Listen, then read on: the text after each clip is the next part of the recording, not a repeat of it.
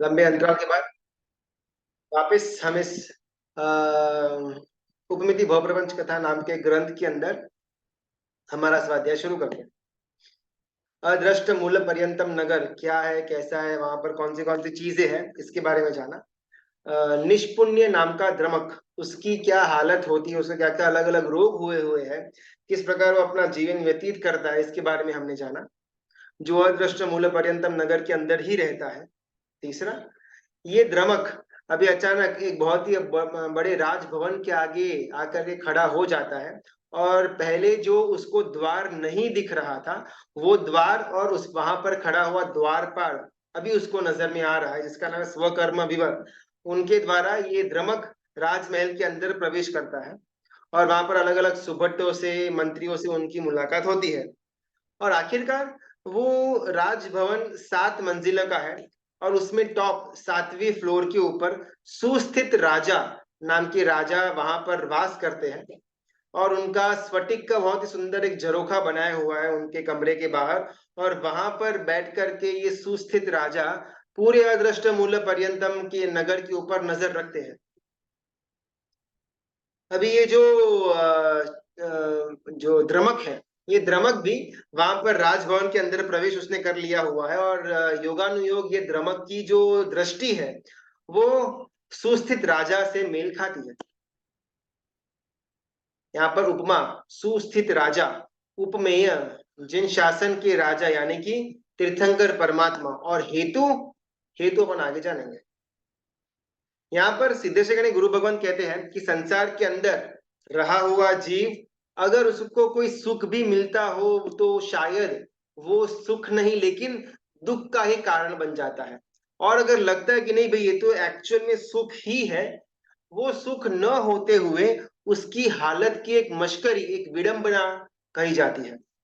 एक लड़का नाम छगन, उसके पापा किधर अर्जेंटी बाहर गांव काम से जा रहे थे। वो काम से जाने से पहले छगन को बोल करके निकले कि एक आधा 2 दिन के अंदर बहुत ही इंपॉर्टेंट गेस्ट आने वाले हैं, तो बराबर तो उनकी खातिरदारी करना। जैसे ही वो आए ना घर पे, उसको उनको चाय नाश्ता पूछना, उनको खाने के लिए पूछना, उनको पिकअप है ड्रॉप है, ये सब कुछ तू देख लेना।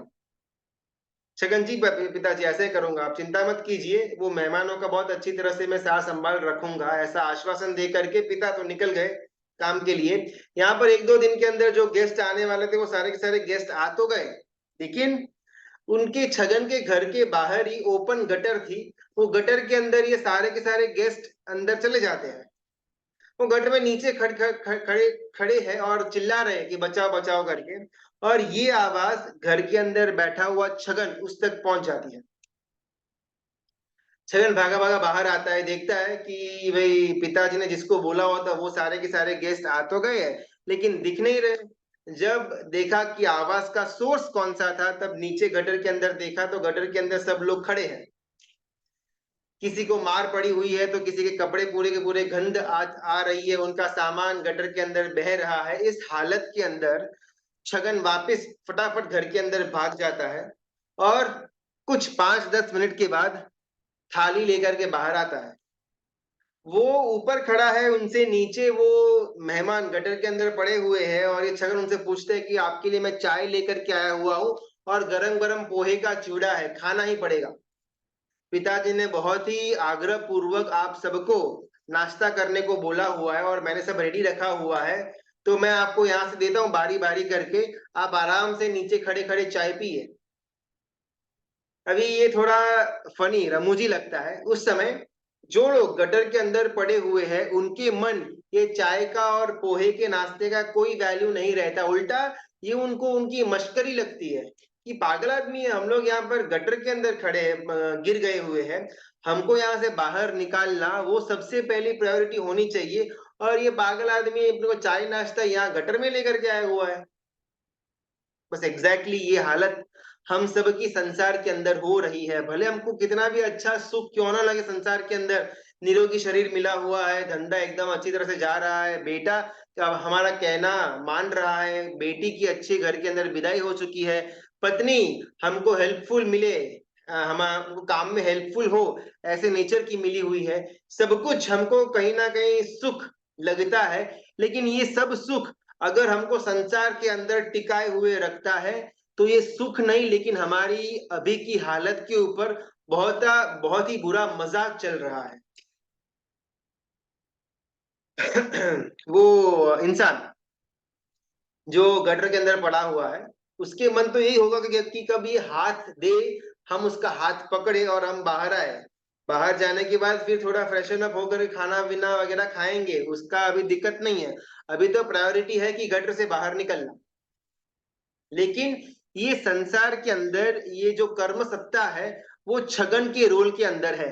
वो जानबूझ करके अपने को गटर के अंदर देखा हुआ जानने के बाद भी बाहर निकलने का प्रयत्न न करते हुए छोटे मोटे इस प्रकार के सुख का प्रलोभन हमको देती है कि जो एक्चुअल में हमारी स्थिति के ऊपर बहुत बड़ा एक मजाक बन करके रह जाता है, और दुर्भाग्यवश हम उसमें खुश भी हो जाते हैं। गटर में खड़े, अच्छा वो चाय और नाश्ते लेकर के आए, हाँ दो दो दो, बहुत भूख लगी है, लंबा ट्रैवलिंग करके आए हुए, कुछ खाने को मिला हुआ नहीं है, हम चाय नाश्ता कर लेते हैं। ऐसा अगर वो मेहमान गटर के अंदर खड़े हुए बोले तो ज्यादा मूर्ख कौन, वो हमको प्रश्न लगे, छगन या वो मेहमान। यहाँ पर करम सत्ता ने तो हमको मूर्ख बनाने का कार्य कर ही रहा है, और हम भी मूर्ख बनते जा रहे हैं। जब तक ये संसार नाम का कीचड़, उससे बाहर निकलने का हमको मन न हो, जब तक हम कीचड़ से बाहर न निकले, तब चाहे कितने भी सुख हमको मिले, वो सुख का ज्यादा वैल्यू बनता नहीं है। जहां जहां संसार के अंदर हमको निगोद में जाने का निगोद की जेल में जाने का जहां जहां पर हमको प्रलोभन बनता है, अभी भी हम गटर के अंदर पड़े हुए हैं। जहां जहां पर हमको अपने विषय कषायों के पीछे भागने का मन हो रहा है, हम गटर के अंदर पड़े हुए हैं। जहां पर हम जन्म जरा और मृत्यु, ये तीनों चीजों से बंधे हुए हैं, हम गटर के अंदर पड़े हुए हैं।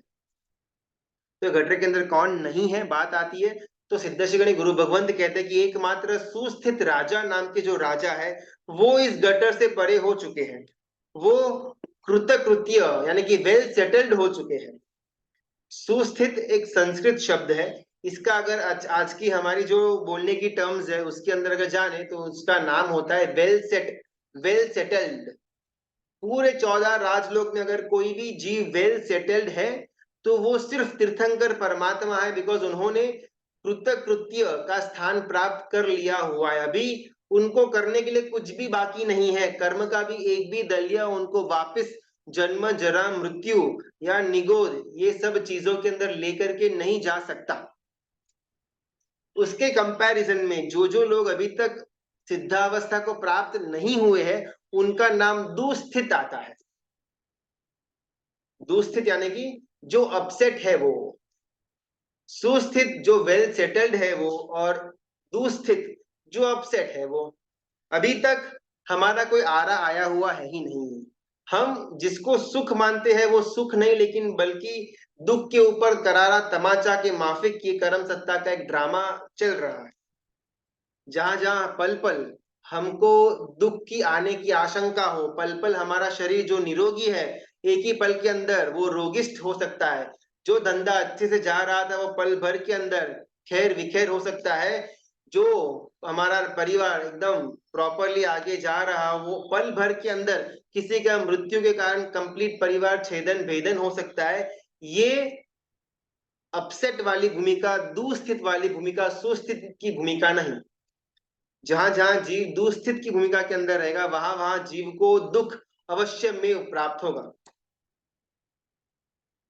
हम मानते हैं कभी कभार जीवन के अंदर कि भाई हम तो वेल सेटल्ड हो चुके हैं, हमारा जो कुछ भी धंधा था अच्छे से जा रहा है, जो कुछ भी हमारी लाइबिलिटी थी सब सारी की सारी हमने पूरी कर दी, हमारे कर्तव्य पूरे हो चुके हैं, अभी बस sit back and relax, well settled हम हो चुके हैं। ऐसा भले हम अपनी व्यवहारिक भाषा के अंदर उपयोग करते हुए होंगे, लेकिन सिद्धेश्वरी गुरु भगवंत कहते हैं कि जो जीव सिर्फ सिद्धावस्था को प्राप्त कर चुका है, वो जीव मात्र सुस्थित यानी कि वेल सेटल्ड की भूमिका के अंदर उनका नाम आता है।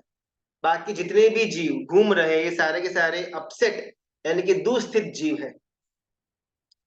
उपमा, सुस्थित महाराजा की दृष्टि भिखारी वो द्रमक के ऊपर पड़ती है। उपमेय, परमात्मा की दृष्टि संसारी जीव के ऊपर पड़ती है। हेतु मेन जहां तक हमको पहुंचना है, इन दोनों के अंदर सिर्फ और सिर्फ करुणा रही हुई है। खूब बहुत ही अद्भुत पदार्थ, आगम के अंदर जिसको अर्क मानते हैं, योग ग्रंथों के अंदर जिसको अमृत कहते हैं, वैसे तत्व को सिद्धेश्वरी गणी गुरु भगवंत इस हेतु के द्वारा खोलने जाने वाले हैं। परमात्मा की करुणा दृष्टि हम पर पड़ती है। हाथ में रहे हुए उंगली, जिस प्रकार अपन अपनी उंगलियों को देखते हैं, उसी प्रकार समग्र विश्व को, जिसको पल पल क्षण क्षण हर एक समय प्रत्यक्ष रूप में देखने का स्थान मिला हुआ है, ऐसे परमात्मा सिद्धेश्वरी गुरुबंद कहते हैं कि कोई भी जीव मोक्ष में जाने के बाद, उसका मोक्ष में जाने के लिए उसका अगर कुछ मेन रीजन बनता हो, तो वो सिर्फ और सिर्फ परमात्मा की कृपा दृष्टि मात्र ही होती है। कोई भी जीव एक्स वाई जेड, चाहे वो सिद्ध बने, सामान्य केवली बने या तीर्थंकर बन करके मोक्ष में जाए, कोई भी जीव मोक्ष में जाने के पीछे का कारण अगर कुछ हो, तो वो सिर्फ और सिर्फ परमात्मा की करुणा दृष्टि, फुल स्टॉप। जैसे ही ये डायलॉग, ये स्टेटमेंट सिद्धेश्वरी गुरु भगवंत कहते हैं, बहुत सारे शास्त्र के अंदर के स्टेटमेंट कॉन्ट्राडिक्ट होना शुरू हो जाते हैं। हरि पुरंदर सूरी पुरंदर हरिभद्र सुरेश्वर जी महाराजा अपने योग दर्शन समुच्चय के अंदर कहते हैं कि ईश्वर कर्तृत्ववाद की समीक्षा पूर्वार नहीं करते, यानी कि कभी भी जैनिज्म के अंदर ईश्वर सब कुछ करता है ये मान्यता है ही नहीं। ईश्वर कुछ भी नहीं करता, ये मान्यता हमारे अंदर कायम करी गई है कि सब कुछ जीव के कर्म के कारण होता है। परमात्मा को कहीं पर किसी भी जीव को दुख देना था, ऐसी बात थी ही नहीं। किसी को पार्शियलिटी करके बहुत ज्यादा सुख देना था, किसी को इम्पार्शियल होकर के दुख देना था, ये कभी भी परमात्मा करेंगे ही नहीं। अगर ईश्वर कर्तृत्ववाद के अंदर पड़े हुए हैं, तो वो ईश्वर ईश्वर कहलाएंगे ही नहीं। बहुत सारे अन्य धर्मों के अंदर कि तू मेरे शरण के अंदर आ जा, मैं तेरा भला कर दूंगा, तू मेरा ही बातें सुन, तू मेरा ही भक्ति कर, तू मेरे निमित्त अलग अलग छोटी मोटी तपश्चर्याएं कर, तू मेरे को ही श्रीफल चढ़ा, तू मेरे को ही पूज, तू मेरी 40 31 50 गिन, तो तेरा भला हो जाएगा।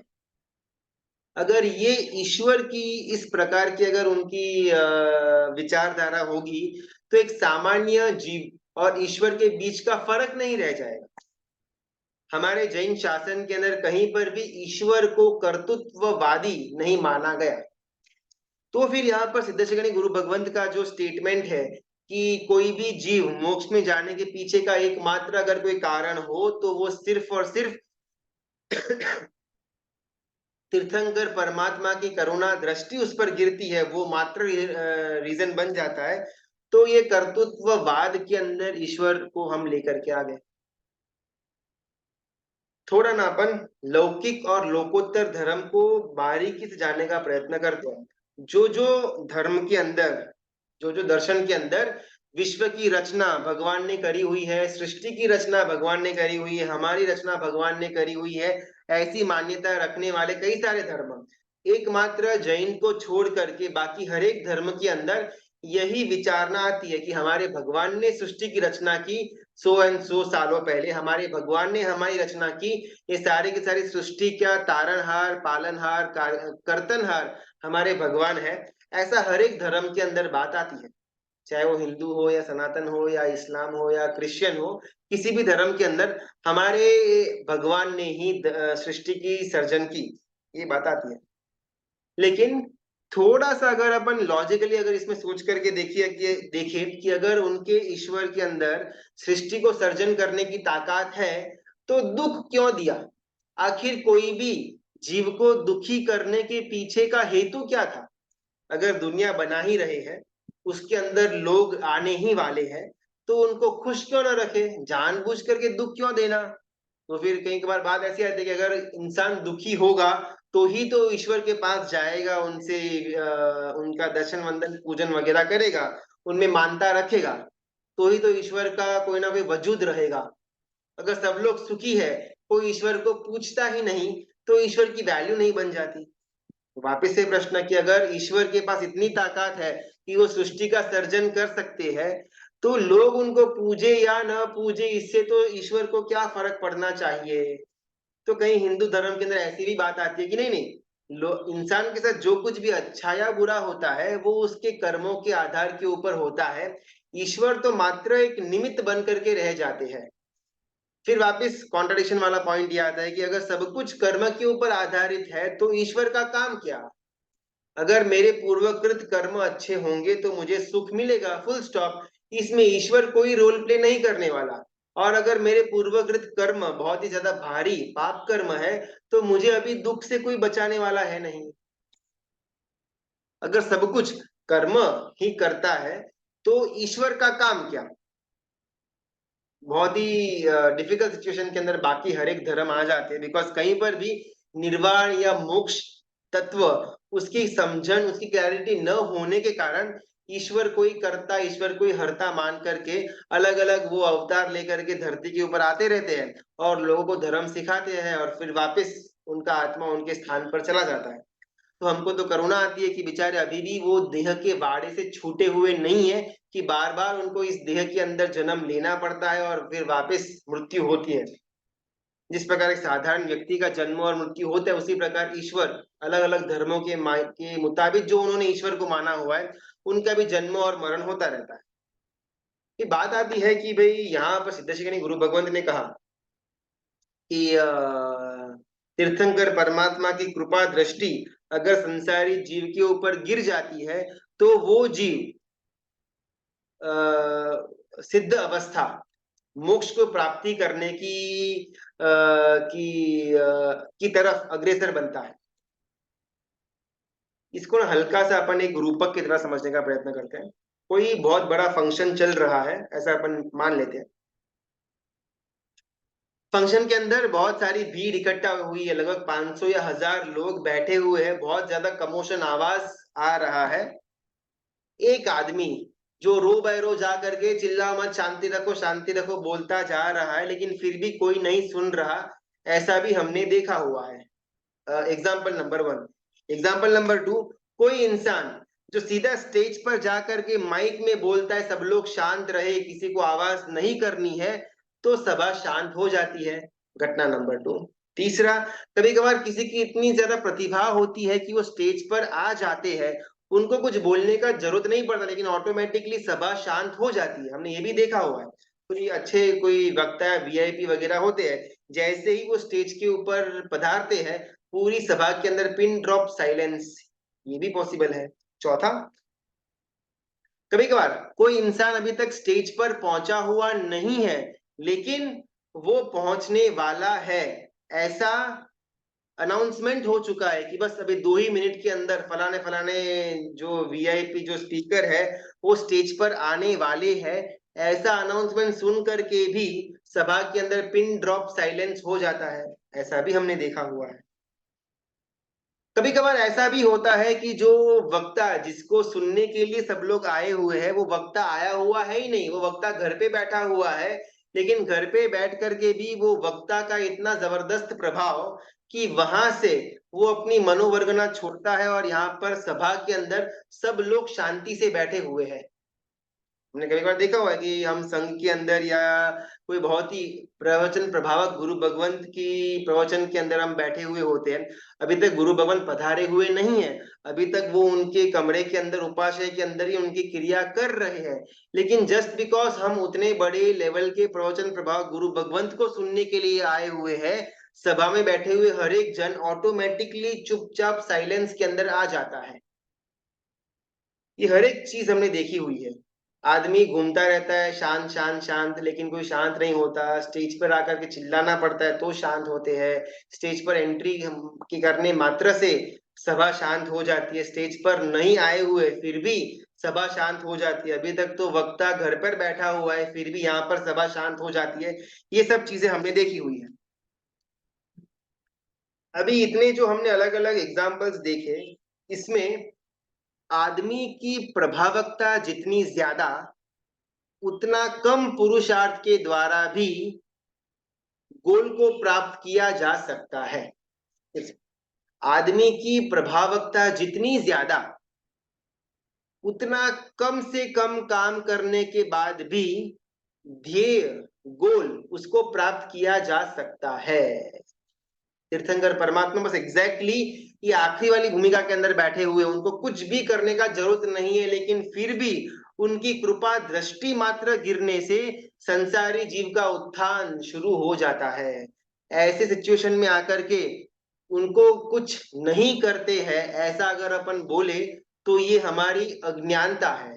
तीर्थंकर परमात्मा एक्चुअल में व्यवहारिक रूप से देखने जाए तो कुछ भी नहीं करते हैं। वो कभी भी कोई अवतार वगैरह लेकर के वामन के रूप में, वराह के रूप में यहाँ पर नहीं आने वाले, वो कोई भी काल में पॉसिबल नहीं होने वाला। लेकिन फिर भी वो जिस स्थान पर बैठे हुए वहां से अपनी कृपा दृष्टि हम संसारी जीवों पर बनाए रखने द्वारा जो काम यहाँ पर आकर के नहीं हो सकता, वो काम वहां पर बैठे बैठे हो जाता है।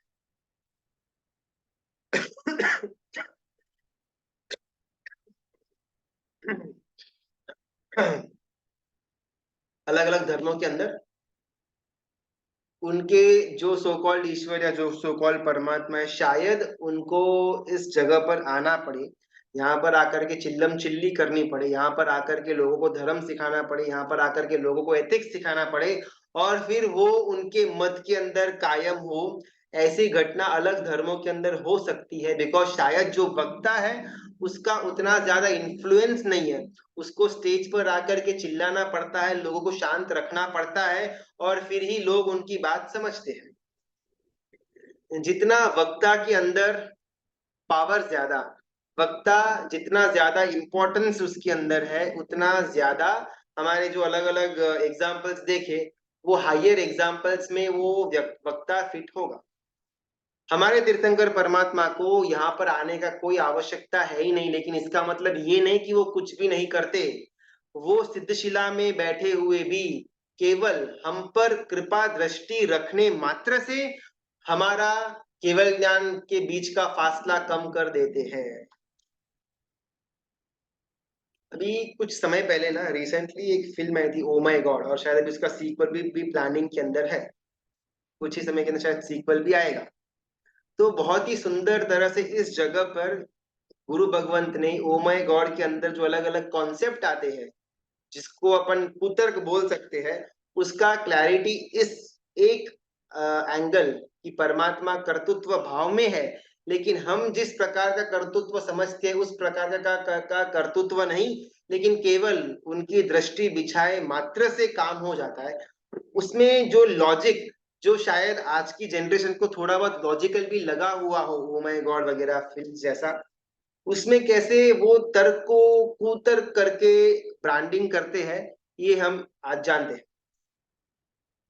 ओ माय गॉड वगैरह के अंदर कि भाई वो बहुत ही एक पावरफुल सीन दिखाते हैं कि अंदर भगवान के ऊपर कलश ढोला जा रहा है, पानी वाला, दूध वाला, और वो इंटर्न बाहर गटर में आता है और वहां पर कोई बूढ़ा आदमी खड़ा हुआ रहता है, उसको पीना तो है लेकिन शायद पिए कैसे, गटर के बाहर से, गटर के अंदर से उसको दुविधा रहती है। और ये हार्ड हिटिंग सीन के द्वारा बहुत सारे हमारे जैन के भी युवा युवतियों के मन के अंदर एक प्रश्न तो खड़ा करवा ही देता है कि हम फालतू में इतना ज्यादा अभिषेकों के अंदर पानी, औषधियां वगैरह वेस्ट कर रहे हैं, भगवान को हम फालतू में वो नैवेद्य या फल अर्पण कर रहे हैं, हम खाली फोकट में इतने बड़े बड़े तीर्थ निर्माण करवा रहे हैं, फोकट में पैसा बहा रहे हैं, वहां पर लोगों को खाने के लिए पैसा नहीं है 2 टन का, और हम यहाँ पर छुप के बस वेस्टेज ऑफ मनी रिसोर्सेस कर रहे हैं।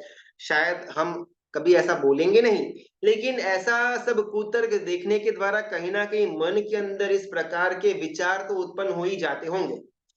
अगर नहीं होते हैं तो खूब खूब अनुमोदना, लेकिन अगर होते भी है तो भी यहाँ पर सिद्ध श्री गणेश गुरु भगवंत अपने इस ग्रंथ के द्वारा हमको वो कुतर्क दूर करवाते हैं।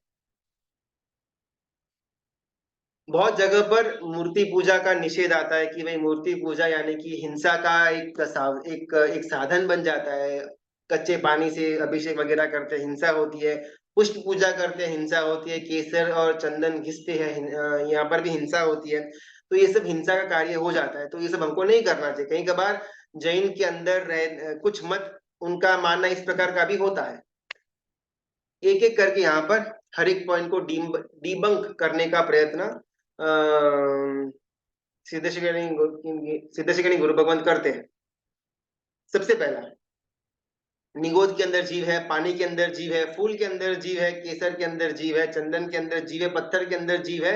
अग्रीड। लेकिन ये सब इंफॉर्मेशन हमको मिली कहाँ से? तो आगम ग्रंथों से हमको मिली। एकदम क्लियर है। अभी जिस आगम ग्रंथों से हमको इंफॉर्मेशन मिली, वो खुद आगम ग्रंथों के अंदर जिन पूजा का, जिन बिंब का उल्लेखन आता है।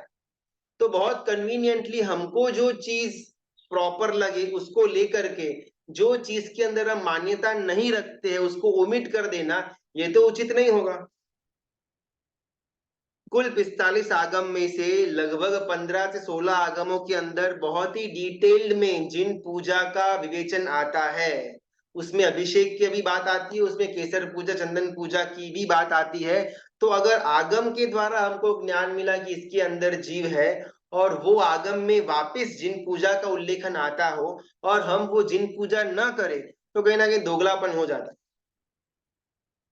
तो फिर या तो हमको मान लेना कि हमको आगमों के ऊपर कोई भरोसा है ही नहीं। हमको जो चीज देखने से लॉजिकल मालूम पड़ती हो, उतने ही चीजों के अंदर हम कार्य करेंगे। कोई इंसान अगर वो धंधा वगैरह शुरू करता है, तो स्टार्टिंग में उसको थोड़ा बहुत एक्सपेंस करना पड़ता है, ऑफिस सेटअप के लिए, माल सामान खरीदने के लिए, आदमियों को काम पर रखने के लिए। तो कोई अगर मूर्ख आदमी हो, वो अगर हमको पूछे कि भाई तू काम धंधा किसके लिए कर रहा है, हम बोलेंगे पैसे कमाने के लिए। लेकिन तू तो अभी पैसे इन्वेस्ट कर रहा है, पैसे तेरे एक्सपेंस हो रहे हैं, लगभग अगले महीना या साल भर या 2 साल भर तक तुझे पैसे वापिस नहीं मिलने वाले। तो तू पैसे दे क्यों रहा है? तू तो काम धंधा पैसे कमाने के लिए कर रहा है, सेविंग्स करने के लिए, प्रॉफिट करने के लिए कर रहा है, और यहाँ पर तू अपने हाथ से पैसे बहा रहा है। कुछ बैठ नहीं रहा लॉजिक। लेकिन जो आदमी धंधा करना जानता है, वो यही बोलेगा कि भाई अभी स्टार्टिंग में तो एक्सपेंस करना ही पड़ेगा। अभी 5-10 लाख का एक्सपेंस करूंगा तो 5-10 करोड़ 5-10 साल में मुझे मिलेंगे। एग्जैक्टली exactly, ये जो छोटी छोटी जो देखी थी हिंसा है परमात्मा की पूजा के अंदर, ये हमारा इन्वेस्टमेंट है। किसके लिए? इसके द्वारा हमारे अंदर भावों की परिणति जागृत हो। अध्यात्म योगी परम पूज्य कलापूर्ण सुरेश्वर जी महाराजा, उन्होंने अपने जीवन की कथा के ग्रंथ के अंदर, अपनी बायोग्राफी के अंदर लिखा हुआ है कि मेरा जन्म और मेरा बड़ा होना, मेरा चाइल्डहुड ऐसी जगह पर बीता हुआ था जहां पर कोई भी गुरु भगवंत का आवागमन नहीं था। बहुत छोटे से फलोदी नाम के बहुत छोटे से गांव के अंदर मेरा बचपन गुजरा हुआ था। वहां पर बहुत लंबे अरसे तक कोई भी गुरु भगवंतों का आने का जाने का होता ही नहीं था। लेकिन फिर भी सिर्फ दिन प्रतिदिन परमात्मा की पूजा करने द्वारा मेरे अंदर वैराग्य के भाव जन्मे, और मैं दीक्षा लेने को तत्पर बना। सिर्फ परमात्मा की पूजा इसके पीछे का कारण बनता है। ऐसा तो बहुत सारे आत्माओं को परमात्मा की पूजा के आलंबन से देश वीरती या सर्ववीरती के अंदर स्थिर होने का भाव प्रकट हुआ होगा। तो जो देखी थी हिंसा है, उसके कारण भवांतर के अंदर समग्र 14 राजलोक के जीवों को अभयदान देने की जो सर्ववीरती की चाहना है, उसमें जीव स्थिर बन सकता है। पहली बात। दूसरी, भाई अभिषेक वगैरह क्या करना, छोटा मोटा पानी हमने परमात्मा को अभिषेक के द्वारा ग्रह का अर्पण कर लिया, फिर बाकी का बहुतांश हम किसी गरीब को दे दे, उसमें प्रॉब्लम क्या है? तो यहाँ पर गुरु भगवान कहते हैं कि वो सवाल तक जाने से पहले हमको बहुत सारी जगह पर सवाल पूछना होगा। कुल जितना भी खाना उत्पादन होता है पूरे विश्व के अंदर, उसका औसत 30%, 30% जितना एवरी ईयर वेस्ट जाता है, लैंडफिल्स के अंदर चला जाता है। बिकॉज या तो दावत के अंदर खाना ज्यादा बना हुआ था, घर के अंदर खाना ज्यादा बना हुआ था, खाना जो बना वो भाया नहीं, इसके लिए वो वेस्ट चला जाता है। तो सबसे पहले वहां पर हमको रोक करने की जरूरत है कि जहां पर फालतू में खाना वेस्ट हो रहा है, वो लैंडफिल्स में जाकर के फिर मीथेन वगैरह गैस उत्पन्न करता है, ग्रीन हाउस गैस का इफेक्ट आता है। वहां पर हमको रोक लगानी है। दूसरा, हमारे बहुत ही ज्यादा ओवर लैविश जितने भी शादी या रिसेप्शन के फंक्शंस होते हैं, जहां पर 1000, 2000, 5-5 हजार पर डिश का रेट चलता है, वहां पर हमको रोक लगानी होगी। परमात्मा को एक 10 या 15 रुपए का आधा पौना लीटर दूध चढ़ाने से अगर हमको इतना ज्यादा प्रश्न होता है, तो यहाँ पर 5-5 हजार, 4-4 हजार की डिश हम जो हमारे गेस्ट को खिलाते हैं, जिसमें से आधे से ज्यादा वेस्ट में चला जाता है, वहां पर प्रश्न क्यों नहीं उठते?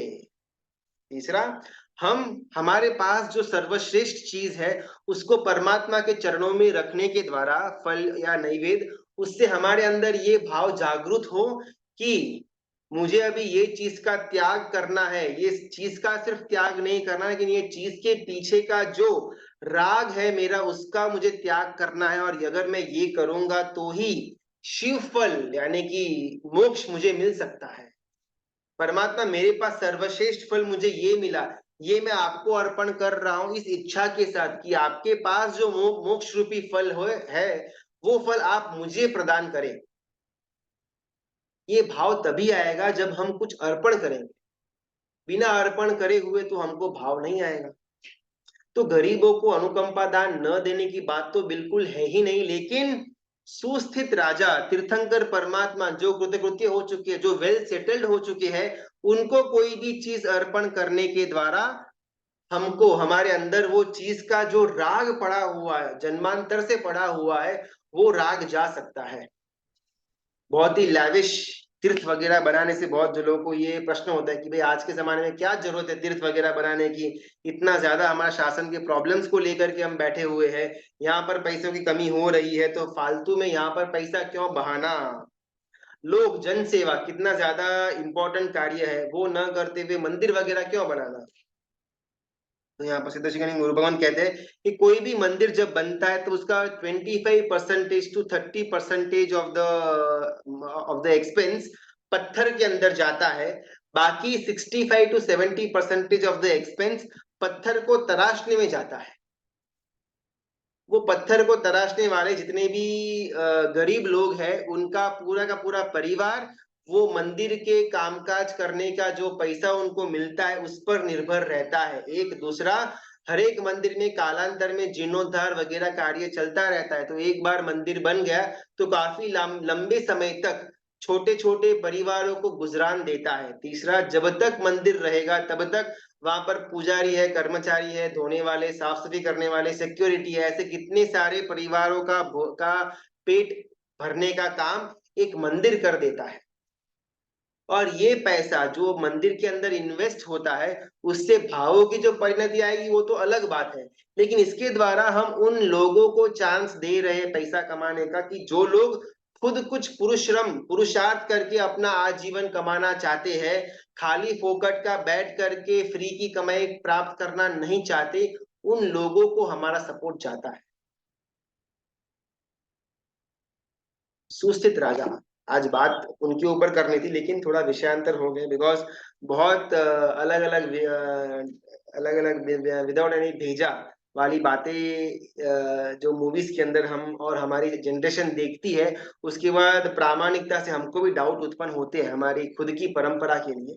तो उसका एक छोटा सा प्रयास यहाँ पर गुरु भगवान ने करा हुआ है अपने पुस्तक के अंदर, अपने को सही रास्ता दिखाने के द्वारा। चौथा, अलग अलग ओएमजी वगैरह फिल्मों के अंदर कि भगवान ही कर्तृत्व के स्वरूप में बैठे हुए हैं, अगर तू आकर के मुझे कुछ अच्छा करेगा, मेरे स्तुति स्तवना करेगा, तो मैं तेरा भला कर दूंगा, इस प्रकार की वाहियात बातें जो पिक्चर के अंदर दिखाई गई है, उसमें कहीं पर भी जैन शासन को, जैनिज्म का तो कुछ लेना देना होता है ही नहीं, बिकॉज हम कहीं पर भी परमात्मा को कर्तृत्व भाव में देखते हैं ही नहीं। अगर परमात्मा कर्तृत्व भाव के अंदर है तो अभी भी उनके अंदर राग या द्वेष पड़े हुए हैं, इसका मतलब। और अगर भगवान के अंदर राग और द्वेष पड़े हुए हैं तो हमारे और उनके उनके में डिफरेंस क्या रह जाएगा? सिर्फ और सिर्फ सुस्थित राजा तीर्थंकर परमात्मा जो राग और द्वेष रहित है, वो राग और द्वेष रहित पणा वाली दृष्टि संसारी जीवों के ऊपर कायम करते हैं। मूल बात ये आती है कि परमात्मा की दृष्टि तो हम पर कायम है, उसमें तो कोई प्रॉब्लम नहीं है, लेकिन हमारी दृष्टि कहीं पर भी परमात्मा के ऊपर कायम नहीं होती। हम हमेशा संसार के अलग अलग विषय और कषायों के पीछे मोहांत होकर के भागते रहते हैं कि जो सातवें मंजिले पर स्थित सुस्थित राजा जो हमको देख रहे हैं, लेकिन हमको कभी भी उनकी तरफ नजर होने करने का मन नहीं लगता। एक बहुत ही सुंदर प्रश्न। हर एक लोग अपना अपना संघ के अंदर जो भी देरासर जो भी मंदिर है, वहां पर दर्शन या पूजा या जो भी उनकी अनुकूलता होगी वो तो करते ही होंगे।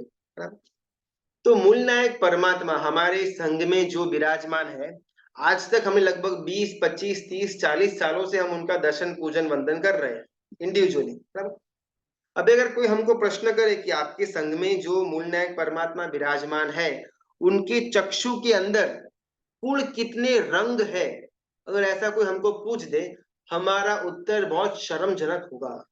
कितने रंग हैं हमको मालूम ही नहीं। गोल्डन है या पिंक है या फिर व्हाइट भी है, कहीं पर ब्राउनिश भी है, कहीं पर ब्लैकिश भी है, लेकिन एग्जैक्टली में कितने रंग हमारे संघ में विराजमान तीर्थंकर परमात्मा मूल नायक रूप में जो है, उनके चक्षु में कितने रंग है, हमको प्रॉपर कॉन्फिडेंस के साथ हम जवाब नहीं दे पाएंगे। बिकॉज हमने कभी भी परमात्मा को दृष्टि हमने कभी डाली हुई है ही नहीं। अगर मंदिर भी गए तो कहीं ना कहीं हम डेली जाते हैं, इसके लिए हम आज आ गए, अगर एक दिन नहीं जाएंगे तो हमारा नियम का भंग हो जाएगा। लोग क्या कहेंगे, इतना बड़ा धर्मी आदमी अपने आप को मानता है और रोज पूजा करने भी नहीं आता। कहीं ना कहीं लोक संज्ञा के अंदर या ओग संज्ञा के अंदर हम मंदिर पहुंच जाते हैं। लेकिन मंदिर हम परमात्मा के लिए आए हुए, परमात्मा की दृष्टि हम पर पड़े और हमारी दृष्टि परमात्मा के ऊपर पड़े, परमात्मा के वहां से गुण मुझे प्राप्त हो, ये सब हमारे कभी भी लक्ष्य में होता है ही नहीं। जीवन के 20-20 साल पूजा करने के बाद भी परमात्मा के चक्षु का रंग क्या, अगर ये भी हम न बता पाए, चक्षु के अंदर कितने रंग है, 2, 3, 4, हमारे लिए ये कह पाना मुश्किल बन जाए, तो बहुत बहुत ज्यादा हमको इंट्रोस्पेक्ट करने की जरूरत है कि भाई इतना लंबा समय से मैं कर क्या रहा था।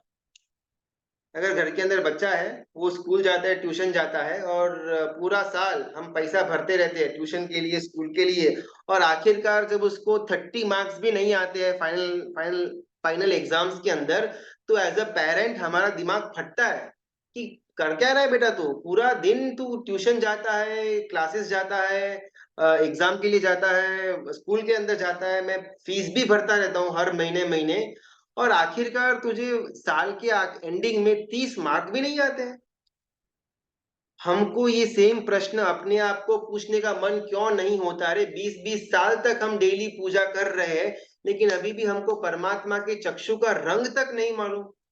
वो बच्चा का तो एक आधा साल ही बिगड़ेगा, हमारा तो पूरा का पूरा भव बिगड़ रहा है, और हमको कोई दरकार नहीं। अपने साथ, खुद के साथ प्रॉपरली एक बार बैठ करके प्रश्न करने जैसा कि भाई तू करता क्या है। रोज आधा आधा घंटा, 15 मिनट, पौने पौने घंटा मंदिर के अंदर तो टाइम पास जो कर रहा है, इतना भी डिटेल तुझे नहीं मालूम। तो ये इतना अपन जो टाइम वेस्ट कर रहे थे, उसका कुछ भी मतलब नहीं बना। बिकॉज यहाँ पर सिद्धेश्वरी गुरु भगवान कहते कि परमात्मा यानी कि सुस्थित राजा की दृष्टि हम पर तो है, लेकिन हमारी दृष्टि उन पर बहुत कम समय के लिए जाती है, और जाती भी है तो भी उसमें कुछ ज्यादा भाव वगैरह होते नहीं। वापिस हमारे वो कर्तृत्व भाव के अंदर आ जाते हैं। आखिरी 5 मिनट लेकर के आज समाप्त करते हैं सेशन को।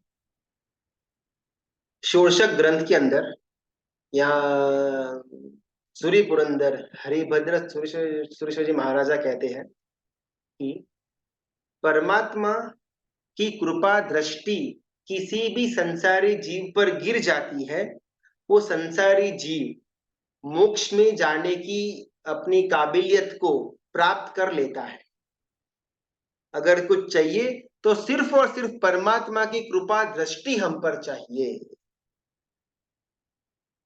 अगर कोई इंसान कुआ, वेल खोदने का प्रयत्न कर रहा है, तो जो आदमी जिसको ज्यादा एक्सपीरियंस नहीं है, वो ये चीज देख करके बोलेगा कि अरे पागल लोगों की तरह क्यों काम कर रहे हैं, पूरा कपड़ा मैला हो रहा है, तुझे प्यास लग रही है, तेरी एनर्जी ड्रेन आउट हो रही है, तो यहाँ हाथ से कुआं खोद रहा है।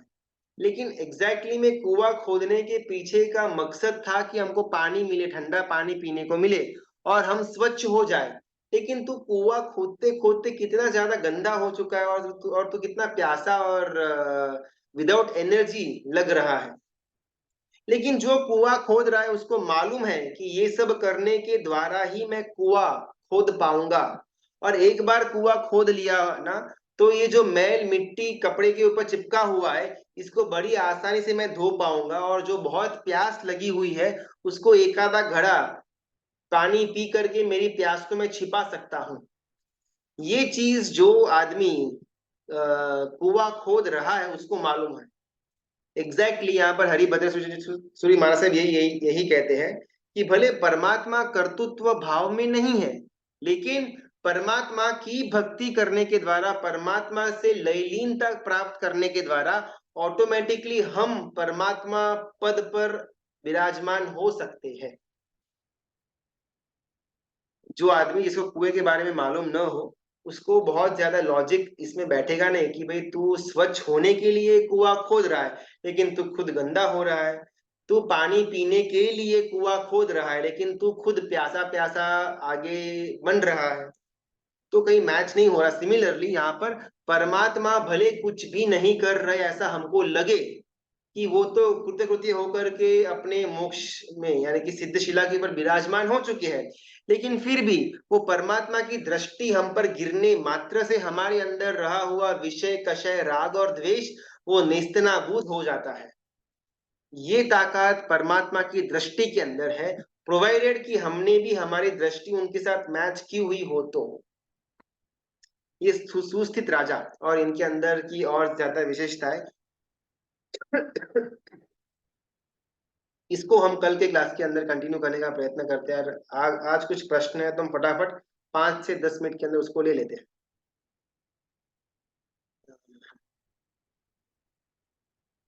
कर्म is doing everything, then why is Ishwar in our life, what is his role. हाँ, कर्म अगर सब कुछ करता है तो परमात्मा को कर्तृत्व भाव में रखा है या फिर नहीं रखा हुआ है। जो पूरा का पूरा आज का बेस था, आज का स्वाध्याय का, वो ये बन जाता है कि परमात्मा वो लेवल तक पहुंच चुके हैं कि उनको कुछ भी न करना पड़े, वो बस सिर्फ बैठे बैठे अपनी दृष्टि भी अगर हम पर केंद्रित कर देते हैं, हमारा काम पूरा हो जाता है। फिर चाहे कोई भी कर्म हो, वो कर्म से लड़ने की ताकत हमको मिल जाती है। परमात्मा हमारे कर्म को दूर नहीं करेंगे। अगर ये चीज हो सकती तो जब वो मोक्ष में जाते तो हम सबका कर्म को क्षय करके वो भी हमको लेकर के चले जाते, बिकॉज आखिरकार उनकी भावना तो यही थी, सभी जीव करो शासन रसी। लेकिन कभी कोई भी काल के अंदर ये पॉसिबल नहीं होगा कि परमात्मा हमारे कर्मों को दूर कर दे। लेकिन ये चीज पॉसिबल है कि परमात्मा हमको शक्ति दे खुद के कर्मों को फेस करने की और खुद के कर्मों को भगाने की। ये शक्ति परमात्मा हमको प्रदान करवा सकते हैं। हमेशा जो धर्म की बात करता है या जो उनमें सिंप्लिसिटी होती है, पहनावे में या ट्रेंड में नहीं होते, हाँ, उनके लोग अलग नजर से देखते हैं। तब क्या करना, अपने को क्या फर्क पड़ता है? अगर अपने को कोई भी नजर से देखे, अपने को फर्क नहीं पड़ना चाहिए, बिकॉज हम तो हमारे खुद की आत्मा पर केंद्र होकर के खुद की आत्मा को मोक्ष तक पहुंचाने के लिए कार्यरत कर रहे हैं। तो इसमें किसी को कुछ भी लगे, हमको क्या फर्क पड़ना चाहिए? हाँ, हमारा कर्तव्य जो है, स्व कर्तव्य, उससे विचलित होकर के अगर हम सिर्फ धर्म धर्म या आत्मा के लिए काम करें, वो उचित नहीं होगा। कि घर के अंदर सब लोग भूखे और हम यहाँ पर माला फेर रहे, ये गलत हो जाएगा। लेकिन हमारा जो स्व कर्तव्य है उसको पूरा करने के बाद हम अगर हमारे आत्मा धर्म के अंदर स्थिर हो रहे हैं, इसमें अगर किसी और को हंसी लगती है, किसी और को मजाक लगता है, तो वो उनका प्रॉब्लम है। अपने को क्या है, अपन हर एक जने को तो सुधारने को बैठेंगे तो हम खुद अपना काम करना भूल जाएंगे। तो इस पर ज्यादा फोकस नहीं देना चाहिए। आज हमारे यहाँ पर प्रवचन में यही प्रश्न आया था। अच्छा, ओके। ये कर्म सत्ता कौन मैनेज करता है? एंड जीव सृष्टि अनादि काल से है, बट किसी ने तो बनाई होगी ना? बिल्कुल भी नहीं। देखो, हमको ना ये लॉजिक थोड़ा बहुत डिफिकल्ट लगेगा, बिकॉज हमेशा अलग अलग धर्मों के अंदर ब्रह्मा विष्णु महेश हो या जीसस क्राइस्ट हो या अल्लाह हो, ये एंटिटीज को सृष्टि का सर्जनहार या पालनहार या कर्तनहार के रूप में माना गया हुआ है। और हमको भी ये थोड़ा लॉजिकल लगता है कि भाई हाँ, इन्होंने सृष्टि बनाई हुई होगी। लेकिन जैन मत के अनुसार सृष्टि की रचना किसी ने करी हुई है ही नहीं, अनादि काल से बस ये है।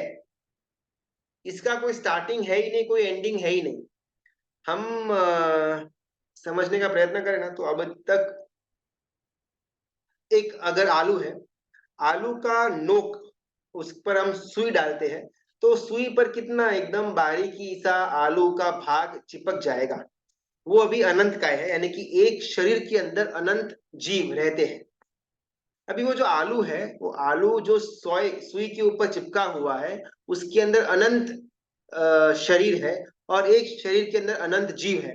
उसमें से एक शरीर को अगर हम साइड में अलग करते हैं आलू का, उसके अंदर जो अनंत जीव है, उसका अनंतवा भाग भी अभी तक निगोद से बाहर नहीं आया हुआ। फिर से, कितने सारे आलू, ये तो बस एक छोटी सी कल्पना मात्र है, पूरे जग में कितने सारे आलू पैदा हो चुके हैं, पैदा हो रहे हैं, या पैदा होने वाले हैं। ये हर एक आलू को अगर हम एक साइड पर रख दें, एक आलू को लेते हैं, उसमें एक सुई डालते हैं, वो सुई में जितना भी इकट्ठा हुआ है आलू का वो बॉडीज, उसमें से एक सिंगल आलू के शरीर को हम अलग करते हैं, उसमें रहा हुआ अनंत जीव, उस अनंत जीव का अनंतवा हिस्सा भी अभी तक निगोद से बाहर भी नहीं आया। तो ये सृष्टि का अंत कभी होने वाला है ही नहीं। इतने सारे अनंत अनंत जीव निगोद के अंदर पड़े हुए हैं, बहुत बहुत बहुत डेडेस्ट स्लो रेट में एक एक करके जीव बाहर आते हैं, और फिर यही संसार के अंदर घूमते रहते हैं, और फिर वापस कई सारे जीव निगोद के अंदर चले भी जाते हैं। कभी कभार कोई भविष्य वेता का उदय हो जाता है, और उसमें से एक आधा जीव मोक्ष की तरफ चला जाता है। तो ये सृष्टि का अंत कभी आने वाला है नहीं, और इसका शुरुआत भी कभी थी नहीं। तो सृष्टि का कोई भी सर्जनहार भी नहीं है, कोई पालनहार भी नहीं है। ये कुछ सेट ऑफ रूल्स के हिसाब से ये सृष्टि गवर्न होती रहती है, और वो सेट ऑफ रूल्स है कर्म सत्ता। ये कोई एंटिटी नहीं है कि भाई मेरा बोला हुआ कर्म सत्ता मानेंगे, ऐसा कुछ नहीं। लेकिन ये कुछ सेट ऑफ रूल्स है, और ये रूल्स हर एक जीव को बाय डिफॉल्ट फॉलो करने पड़ते ही है। कोई ना कोई खराब कार्य किया तो कार्बन वर्गना चिपक जाएगी, वो पाप कर्म के अंदर परिवर्तित हो जाएगी, और वो जीव को दुख देगी। कोई अच्छा कार्य किया तो भी कार्बन वर्गना चिपकेगी, जो पुण्य कर्म के अंदर परिवर्तित हो जाती है, और वो पुण्य कर्म जब उदय में आएगा तब जीव को सुख मिलेगा। ये बेसिक कर्म का रूल हर एक जीव पर लागू पड़ता है। कोई भी जीव, चाहे तीर्थंकर परमात्मा का जीव भी क्यों न हो, वो इस रूल से बाकात नहीं। ये रूल जिसको हम कर्म सत्ता बोलते हैं, इसके कारण पूरी की पूरी सृष्टि गवर्न होती रहती है। कुछ प्रश्न है? ये कर्म सत्ता कौन मैनेज करता है? ये कभी किसी ने नहीं बना। हाँ, ये कोई मैनेज नहीं करता है। देखो, अपने को फिर से समझना पड़ेगा, ये सब ऑटोमेटेड है। यहाँ पर कार्बन वर्गणा कोई जीव नहीं है, पुण्य या पाप कोई जीव नहीं है, सुख या दुख कोई जीव नहीं है। ये सब एंटिटीज है। जैसे ही कोई भी जीव अच्छा या बुरा काम करता है, ऑटोमेटिकली वो कार्बन वर्गना चिपक जाती है, और वो सुख या दुख के अंदर उसको लेकर के जाती है। तो ये चीज ऑटोमेटेड है, कोई कुछ करता नहीं है। फॉर एग्जाम्पल, अभी सूर्य उदय होता है, तो सूर्य को कौन उदय करता है? सुबह 6 बजे जाकर के कौन सूर्य को खींचता होगा तो क्षितिज पर आता है? ऐसा नहीं है। वो ऑटोमेटिकली सूर्योदय हो जाता है, उसका समय होने के पर वो सूर्यास्त भी हो जाता है। इसको कोई कुछ कुछ जानबूझ करके मैन्युअली इसका कुछ संभाल नहीं करता। ये ऑटोमेटिकली घटनाएं ऑटोमेटिक होती रहती है, अनंत काल से होती आ रही ही है, और अनंत काल तक होती रहेगी। सिमिलरली ये कर्म सत्ता भी ऑटोमेटिक पूरी सिस्टम है, इसको कोई गवर्न या कोई इसको शुरुआत या कोई इसको मेंटेन या मैनेज नहीं करता। बस इसके बारे में ज्ञान जो है, वो तीर्थंकर परमात्मा अपने धर्म की स्थापना करने के द्वारा भव्य जीवों को इसका ज्ञान देते हैं। बाकी ये सत्ता को चेंज करने का सामर्थ्य तो तीर्थंकर परमात्मा के अंदर भी नहीं। ये सबका आज 14 के निमित्त कुछ ना कुछ छोटी मोटी तपस्या आराधना करी हुई होगी, तो सब सुख शांता में होंगे। वितराग की आज्ञा विरुद्ध कुछ भी बोला हो तो मिच्छामि दुक्कडम। हम कल वापस ये कर्तृत्व भाव को और ज्यादा डिटेल में जानने का प्रयत्न रखेंगे। परमाधामी देव पाप पुण्य का बैलेंस शीट रखते हैं? नहीं नहीं, कोई नहीं रखता है। कोई चित्रगुप्त नहीं है, कोई यमराज नहीं है, कोई परमाधामी देव वगैरह हमारा कोई बैलेंस शीट नहीं रखते हैं। हमारा खुद का आत्मा वही कार्बन वर्गना को लेकर के घूमता रहता है, और जैसे जैसे कार्बन वर्गना निकलती जाएगी, हमारा आत्मा हल्का बनता जाएगा, और हल्की चीज ऊपर उठती है, भारी चीज नीचे बैठती है। सेम रूल अप्लाई होता है। जैसे हमारा आत्मा कर्मों से कम लिप्त होगा, वो ऊपर उठेगा, देवलोक फिर मोक्ष। और जैसे वो कार्बन वर्गना ज्यादा चिपक रही है, ज्यादा भारी हुआ है आत्मा, तो उतना नीचे नीचे नीचे नीचे वो बैठता जाएगा। और परमाधामी देव भी हमको हमारा जो कर्म है उसके अनुरूप का ही वो दुख देते हैं। वो हमारे कर्मों को जानते नहीं है, बट उनको इतना मालूम है कि अगर तू यहाँ पर जन्म लिया हुआ है नरक के अंदर, तो कोई बहुत ही बड़ी गड़बड़ करके आया हुआ है, और वो गड़बड़ को दूर करने के लिए हमको तुझे दुख देना ही पड़ेगा। चलिए, इसके बारे में और विशेष से अपन कल की क्लास में बात करेंगे। सबका बहुत बहुत धन्यवाद, अनुमोदना। कल शाम 9:15 बजे हम इसको आगे लेकर के जाएंगे।